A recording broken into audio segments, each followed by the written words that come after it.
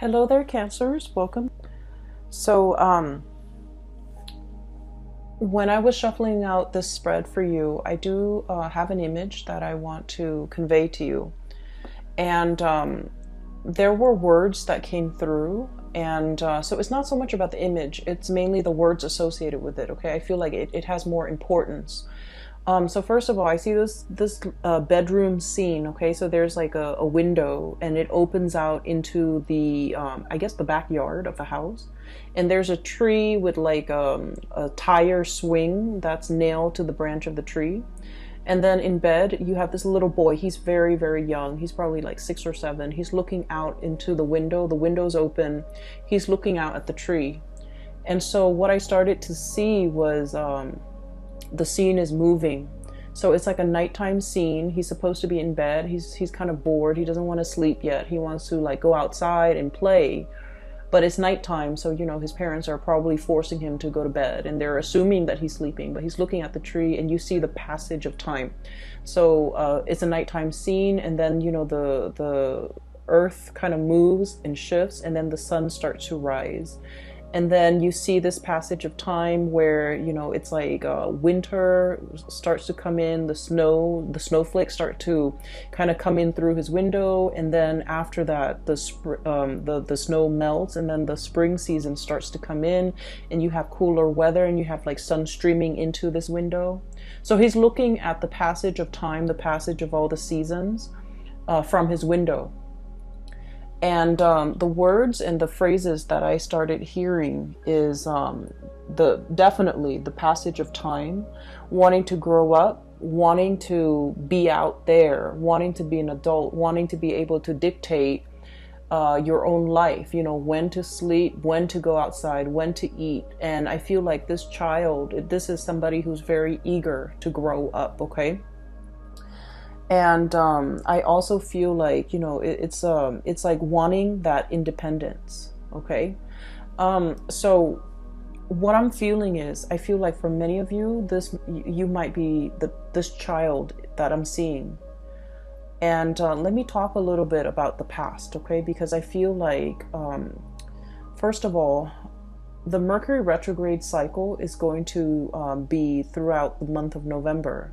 We are starting Mercury retrograde on the 31st of October, and it's going to end, it's going to run through the first 3 weeks of November, but then the last week of November, we have like a shadow period. And so pretty much all of November is going to be about revisiting things.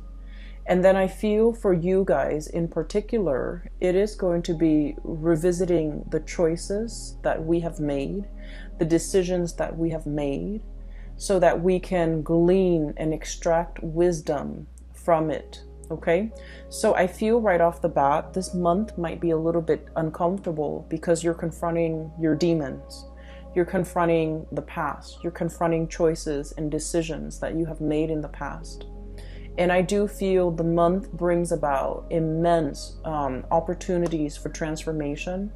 If you don't like where you are, you're going to be able to change location. If you don't like the things that you have done in the past, you're going to be able to do like a 180, change direction, take a different path. If you don't like the person that you're around, you're going to be able to change your group of friends. If you don't like the lover that you have, you're going to be able to switch things up, get out of situation. So I do feel like it's a very reflective type of a month. Okay, so going back to that original image, let me talk a little bit about where I feel like the pieces are fitting in for you guys. I feel as if for many of you, when you were younger, you were very eager to grow up. Okay, you wanted to kind of like get out into the world, get your hands dirty, experience things, live life, and just not have to. I just feel like this sense of like feeling that life is like an unopened box, like a present wrapped up in a bow, and with wrapping paper, and you're so eager to like tear it open and just get your hands dirty and just really embrace and live life. And I feel for many of you, this can come in all forms and shapes and sizes, like wanting to, you know, really experience all the nitty gritty things in life. Okay. I see a lot of experimentation when it comes to drugs, alcohol, even like, you know, overindulging in those things, but also wanting to just, you know, really grab life by the horns and live as if there's no tomorrow. Okay. Because like the image of that child is coming through. It's a child that is very like innocent, naive, and things like that. So I feel like you kind of like, you know, rushed in there, like, let's do it first, ask questions later. And I feel like it was a cycle, like a spiral, where you might have gotten involved with the wrong people, you might have experimented with the wrong things, experimented with the wrong substance, experimented with the wrong relationships. And I just see like a lot of overindulging and wanting to just really, really experiment. And then I also felt like for many of you, you might have been like on the flip side, on the opposite end of the spectrum. I see somebody who's like really, you know, like who has had to grow up at a very young age. There were a lot of like expectations imposed upon many of you. It kept you on the straight and narrow, right? Like it kept you going through school. It kept you very responsible. It made you kind of like very, very straight-laced. And then whatever age you're at, maybe, you know, going off to college, or maybe in your 30s, or maybe even now in your 40s, whatever age you're at, you went through a phase where you just like, I want to indulge. I want to, you know, let loose. I want to have no restrictions. I want to have no baggage. I just want to be irresponsible. Like just, I feel like that tug and pull with many of you. And so the first group of you, I do feel like you needed to experiment it. You needed to, you know, overindulge. You needed to get yourself in wrong situations with the wrong people even, in order for you to learn, in order for you to shape up, in order for you to realize that, oh, you know, been there, done that, not for me. Okay. And then that first group of you, you have come in with this energy as the Emperor. This is somebody who is, you know, has a lot of life experience under their belt. They know who they are. They know themselves really, really, really well. Okay? They know what works for them. They know what doesn't. They know what types of people they want to be with. They know what career path is good for them. And they also know what not to get involved with. Okay, like never again. So I feel like, you know, you've come into this sense of like strength and fortitude and just knowing yourself inside and outside very, very well. And then I also see on the latter group of you, group number 2, that were like late bloomers, getting out into the world and being able to overindulge in all of that at a very at a later age. And I feel like you're at a point where you want to shirk responsibility. You're just like, I've lived my life as a straight-laced person for so long, and I just want to break free from it. So I felt like life has been a series of constraints, a series of just like limitations. People telling you, you know, these are the limits. You can't really get past the limit. Or people telling you these are things you're expected to do. So I do feel a situation where there might have been a lot of restrictions. There might have been a lot of like rules are rules. Rules are put in place, and you just have to, like, you know, obey the rules. And so what's coming through here? 10 of Swords. Things are like really bunched up. Things are just restrictive and confining, and we don't really know which way to go. 8 of Swords, being stuck in a mental prison where our thoughts, our fears, our, you know, just like being pinned down to social expectations, cultural expectations for some of you, responsibilities, and just, you know, you're wanting to do the right thing, but you feel like it's just so hard. Right? So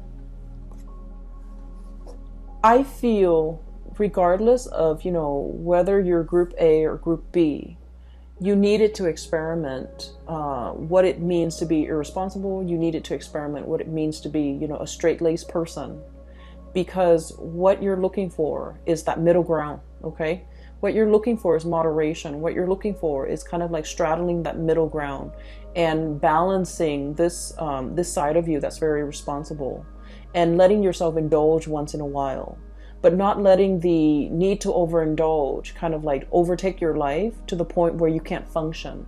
So I feel like the universe is teaching you a very important lesson about moderation, about, you know, walking a middle path, about really finding your own way. Okay, never mind the social expectations, never mind what people expect from you, or never mind what you feel is expected of you. It's just a matter of figuring out that perfect medium that works for you. And I feel like you're still in the process of trying to find that.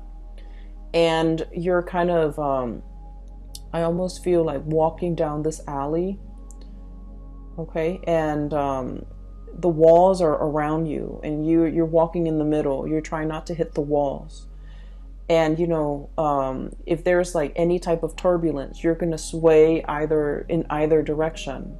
But the trick is to maintain your balance, to maintain your stance, so that you don't get swayed either way. Okay, so that's what I'm feeling here. I feel almost like many of you are in a situation right now where I mentioned last month, and I do feel this energy coming back in, because I rarely, like when I do these videos, once I publish them and they're up on the internet, I don't remember the energy, but I'm remembering a lot of the energies for a lot of the signs, not just you. So I feel like it might be significant. I mentioned somebody that wants to be found, somebody that's like attention seeking. And I feel like you're dealing with someone who is attention seeking. Okay, they know how to jab at you. They know how to push your buttons. They do this with everybody. They do this with, you know, people in their lives. And I feel like I'm feeling for many of you, you're dealing with somebody in your environment like this, and you're trying to keep a straight face. You're trying to do the right thing. You're trying to maintain your decorum, because you guys are deeply sensitive. I feel like out of all the signs, you know, everyone has their sensitivities, but I feel like with Cancerian people, you guys are very empathetic. You guys really care about people. You guys are genuinely very, very nice, caring, you know, just decent human being. And so you don't want to say things to hurt other people, not even if they deserve it. You know, you're that respectful. You're that loving and caring. You don't even want to hurt people, even if they deserve it. So I feel like somebody is like really pushing your buttons. And for some of you, it might be a relationship partner. And for others, it might be a parent. For others, it might be, you know, somebody in your work environment. But this is somebody significant, okay? Because like if they're not significant, it wouldn't really matter if they push your buttons. They're just, you know, some random stranger or just an acquaintance. But I feel like it's somebody significant in your life. And I feel like you try to make things work, okay? You were trying to do the right thing. The Emperor, he makes rational decisions, okay? He is not swayed by his heart. He thinks with his head. And he thinks usually for the betterment of all or everybody that's involved. So he knows how to make sacrifices. He understands that with every decision, there is collateral damage, okay? So I feel like this is your energy where you're in a position that you feel, I have to make some sacrifices for the greater good. And I feel like you might have known that something wasn't going to work out. There's a situation, you're like, oh, it's never going to work out, but I owe it to the other person. I owe it to myself. I owe it to everybody involved to do the right thing, to give it a second chance, to give it a try, to really work things out.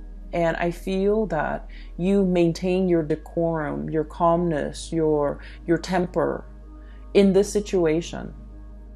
And then I feel like the other person was not able to elicit an emotional response out of you. So in the past, they might have pushed your buttons, and then, you know, there might have been like sparring back and forth and things like that. This time you have grown, you have matured, you have realized that these are cycles, these are recurring themes, and I'm not going to feed into this energy. And so you remain very, very calm. And because you remain very calm, the other person was not able to get a rise out of you, to get an emotional reaction out of you. And so I feel like they had to check themselves out. Okay, you didn't even need to lift a finger. You didn't need to be the bad guy in this situation. They just could no longer get that emotional response out of you, and so they chose to kind of exit the picture, exit stage left. Okay. Ten of Swords. It's an ending to a situation. It's a situation that was very heavy. It was there were a lot of ideological differences between you and the other person. You say one thing, they mean they misinterpret and think you mean another. What you feel is important is like things that should be prioritized. They don't feel as important. So it's like it's a situation where you're never going to see eye to eye because your values are very different. And so the longer you stayed in it, and I feel like many of you had a sense of responsibility. You stayed in it for the greater good. You stayed in it because, you know, there might have been more at stake. You stayed in it because you wanted to help the other person.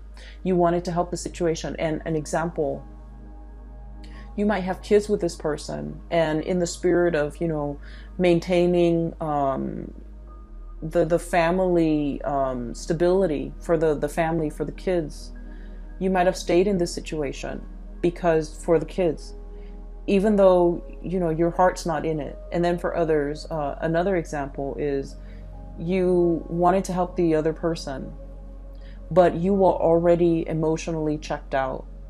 They felt that you're emotionally checked out. So even if you're there physically with them, emotionally you're checked out, and they have a lot of resentment towards you because you're checked out, because they can no longer push your buttons, because they can never evoke any type of emotional response from you. So I feel like somebody was very resentful towards you, and I don't feel that you did anything wrong. I just feel like you have dried up. You have turned stern and cold towards this person. Even though you're physically there, they feel as if you're not there. So there's definitely I'm sensing here, you know, like it's done and over with, and I feel like you're strategizing as to how to extricate, how to leave, how to, you know, get out of it.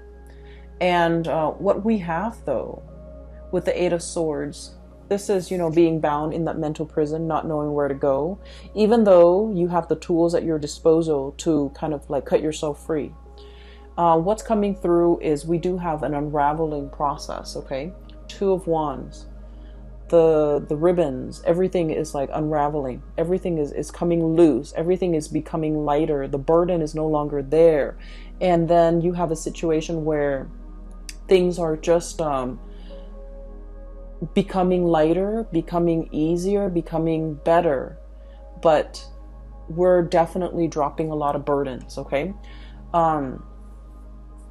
I have the Death card, which signifies to me transformations, seeing the light at the end of the tunnel. For those of you who have been in a very difficult, rough situation, this is pretty much, you know, I look at this as when we're in this space where we're walking towards the light, we're in this tunnel, and it's really hard to see. The size of the tunnel could be, you know, God forbid, covered in spiders, covered in yucky stuff. It's very dank and damp in that tunnel. We can only see like so far ahead of us. We don't know if we reach out what's going to be there, you know. So it's a very uncomfortable situation. It's claustrophobic. It's dark. It's menacing even, I feel, for some of you, but it is not comfortable. It's not comfortable, but there's some light streaming through at the end of it. So you do see an end in sight. You do see that there's an end date. There's a change coming into the picture, and I have the exact date when that transition is going to happen. And so your mind is kind of like lightened as a result of it. The burden is lightened because you understand that there's light at the end of the tunnel. There's an end date. There's an end in sight. And you're going to be able to make some major transformations happen in your own life once that date is here. Okay, so I definitely feel a situation that has been problematic for some of you. This is a work situation where there might have been a lot of bickering, where there might have been a lot of stop starts, like false starts even, where decisions cannot be made. Okay, like one decision is contingent upon another. And then you also have a situation where some of you could be in a leadership position and you're managing people that are just like immature, difficult to deal with, difficult to train, who get super defensive when you're trying to give them like constructive feedback. And there's so many of them and they all exhibit the same types of personality. So it's a very emotionally taxing, emotionally draining experience. And then you realize that, you know, if you're in a supervisory position, for example, you realize, oh, there's an end in sight. Maybe it could be for some of you the end of a fiscal year where they might no longer be your subordinate. And then for others, it might be the end of a lease, the end of a housing situation, the end of a lease. For others, it might be, you know, the end of a contract, the end of a work contract where you're shifting into something new. Or even just, for some of you, I do see like a change, a major change in your environment. It could be a housing situation, somebody moving in, somebody moving out. You might be moving location altogether.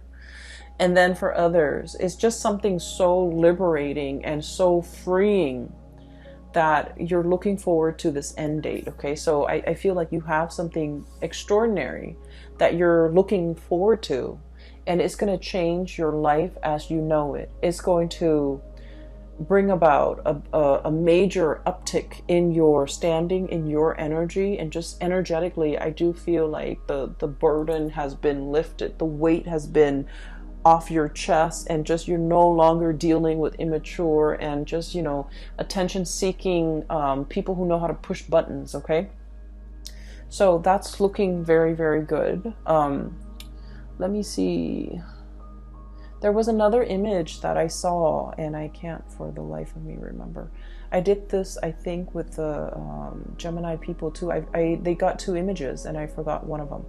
Okay, so I do want to talk about another situation here, and this is pretty much, you know, the cards are split like this: past, present, future.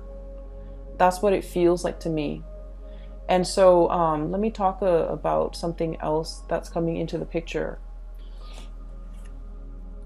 First of all, this is the moon, and this is stereotypically the card for Pisces. Okay, Pisces is represented by the moon, but I feel like in your situation, this is pretty much you, because I want to talk about something else. Cancer, the sign of Cancer is traditionally, it rules the fourth house, okay? And the fourth house deals with the mother, okay? It deals with childhood. It deals with family. And so the symbology of the moon, I always think of it as Cancer. And I don't know, maybe some of you are aware of this, maybe all of you are aware of this, but this is something that I just started to realize about Cancerian people in general, because I had a friend, and through like conversations with, you know, the Cancerian friends that I've had over the years, this is something I've just noticed. So like, you know, the moon, right? It changes its size, its shape throughout the month.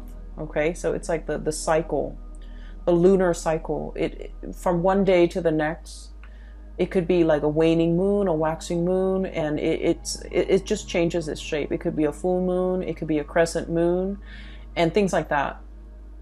And so one of the things in which you are very aware of, I feel, for this month is waning or changing emotions, okay?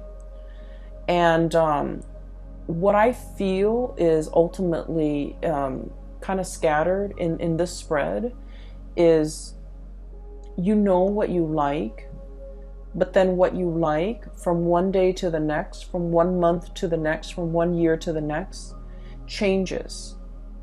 And so you're not really sure what you like. You're not really sure if you're after the same things from 1 month to the next. You are also afraid to go for something because you're not really sure if next month, if that's the thing that you still want. And then you're afraid to go after something big because you're not sure if all the energy and the effort that you expend into this thing, is it going to be worthwhile when next year rolls around? Am I still going to want it as much as next year as I do now, to make all this effort worth it? You're coming to the realization about yourself, I feel, that what you want, what you value, what you desire, from one day to the next, from 1 year to the next, from one season to the next, it fluctuates and it changes. And because it fluctuates and it changes, you might be in a position where you just wait for things to happen to you rather than going out into the world and making things happen for yourself. Going after the things that you want, going after the situation, the job, the person that you want, and expending all that energy and all that effort because you're not really sure if what you want from one day to the next will be constant. And so this energy is very, very transient, okay? It basically changes with the tides. It changes from day to day, from hour to hour. And what I feel is like, for some of you, you might really love somebody, okay? You love somebody. And when they're on their good days, oh my gosh, the love is amazing. When they're on their bad days, however, you might feel like, oh, I don't know if I love this person anymore. And I'm sensing that you're at a point where, you're trying, and this is why I feel like it's so hard for Cancerian people to go after the object of their affection, the things that they really desire. For whatever reason, they have a really roundabout, way of going after the things that they want. And I've never understood it, growing up, I've never understood it. But now, like, I feel like that's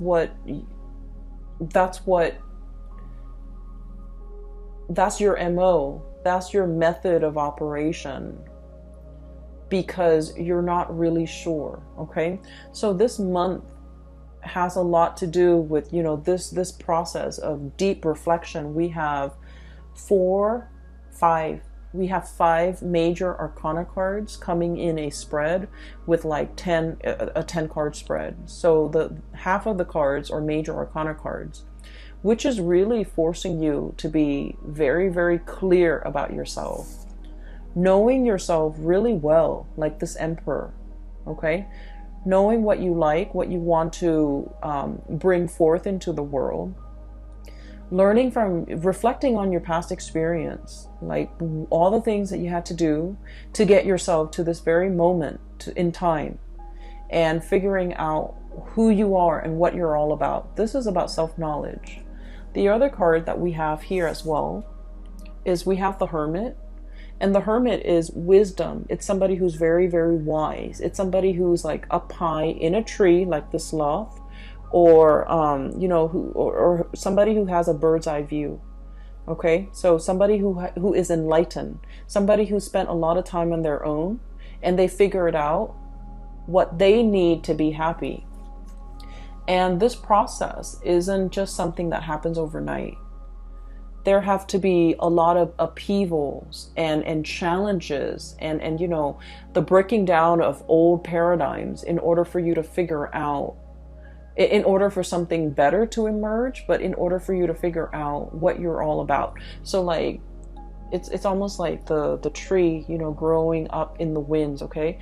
It has to be, the winds strengthen the trunks and the branches of a tree, okay? So in the process of dealing with people who are very opposite from you, who ask you questions, who force you to defend your beliefs, that's when you're very, very sure about what it is that you really believe in. So I feel like, you know, all of this happened because we have the Tower, the things that we think about ourselves that are not built on reality, okay?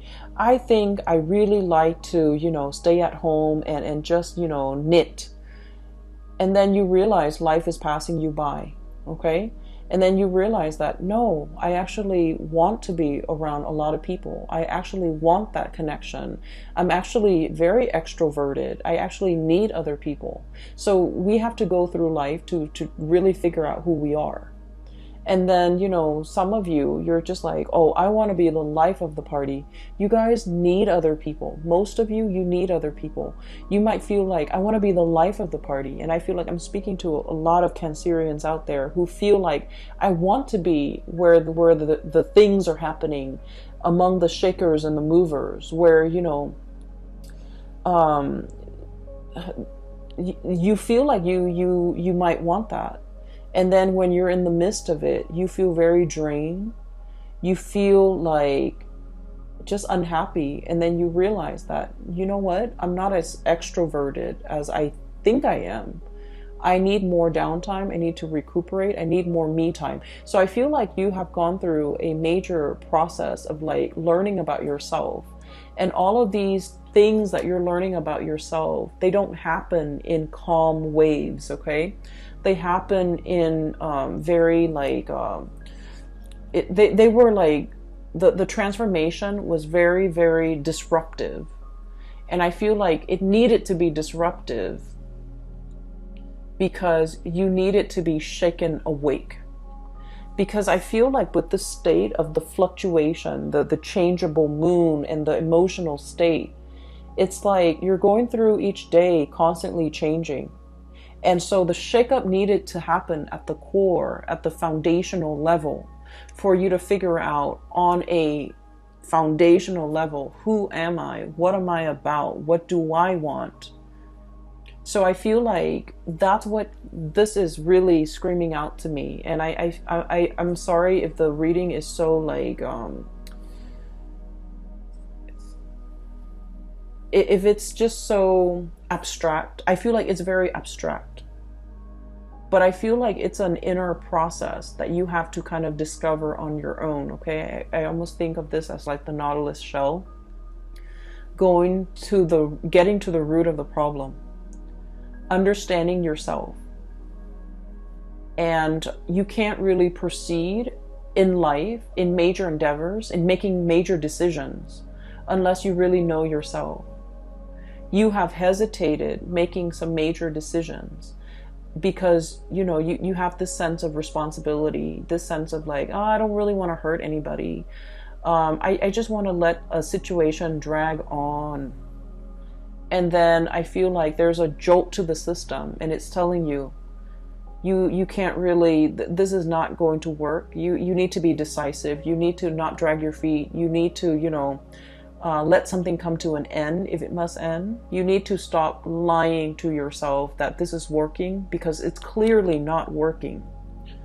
And so you definitely have some major, swift, fast decision that you need to make.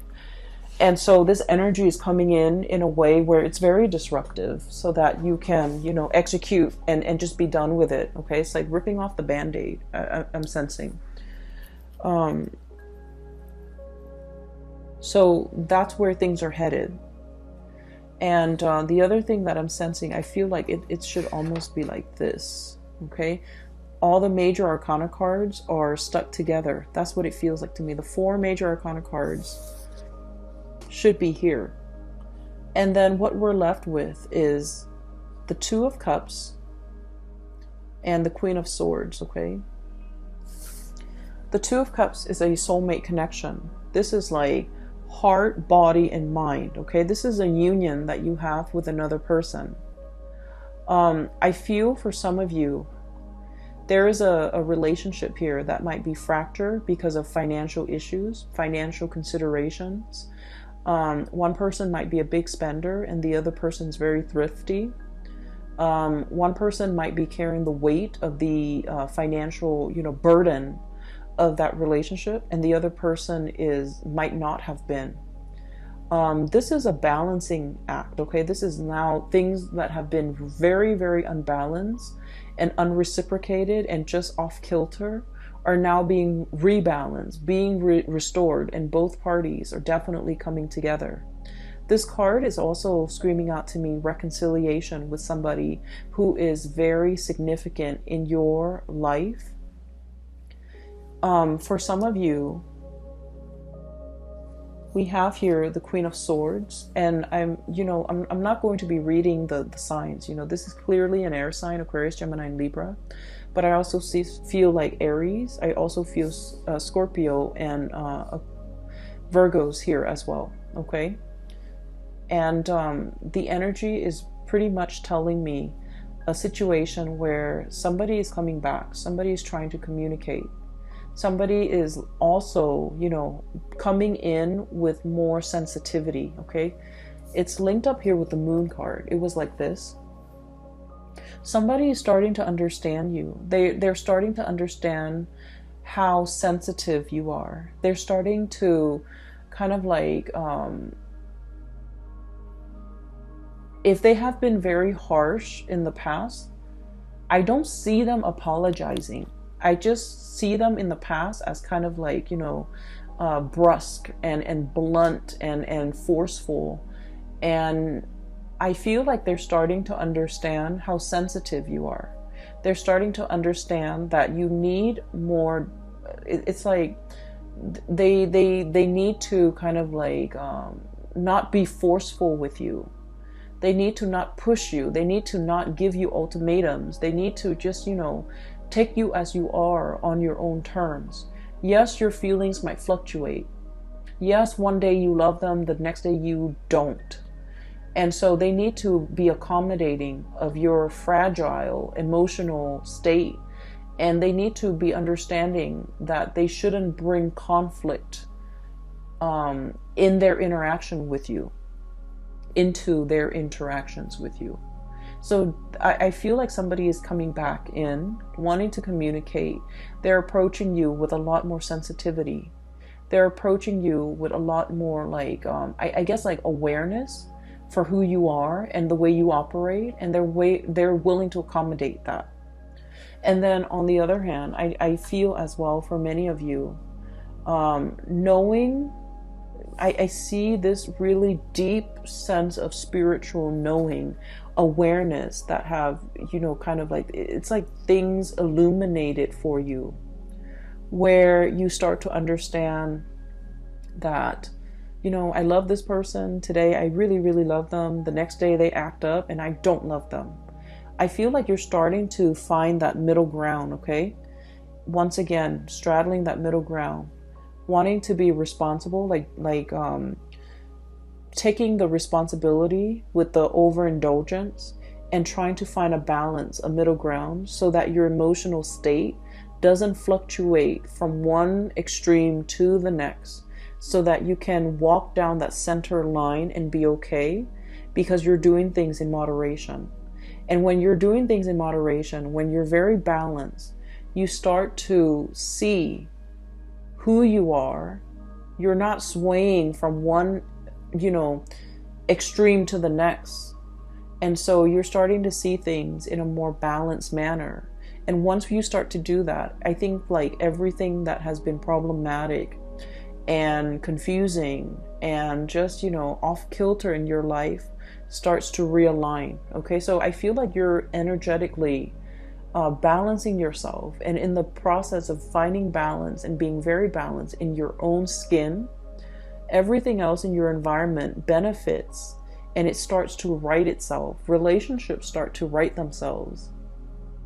People starts coming at you correct because now they understand. And I definitely feel a lot of communication, emotional communication that will be had between you and another person that will give you a lot of insights, a lot of guidance, and just a lot of, I feel that sense of like emotional support coming through from your environment and with the people that you care about and the people that you want to spend your time with. I'm also feeling here, there was a situation, and this is where I do want to end it. There's a situation here where you've been trying your very best to do the right thing. You're getting out of that situation. And there's somebody in the picture who is like a soulmate connection. You have known it all along. You have neglected the soulmate connection because you had a lot of things that you needed to take care of. And now that, this transformation is happening in your life, you have a new path that you can walk towards. And I feel that you're going to want to reconnect and work at this connection that you deem is the soulmate connection. Somebody that is like, I almost feel like they're the yin to your yang and vice versa. Okay, so I will leave it at that. All right, Cancers, I hope the reading has been helpful for you.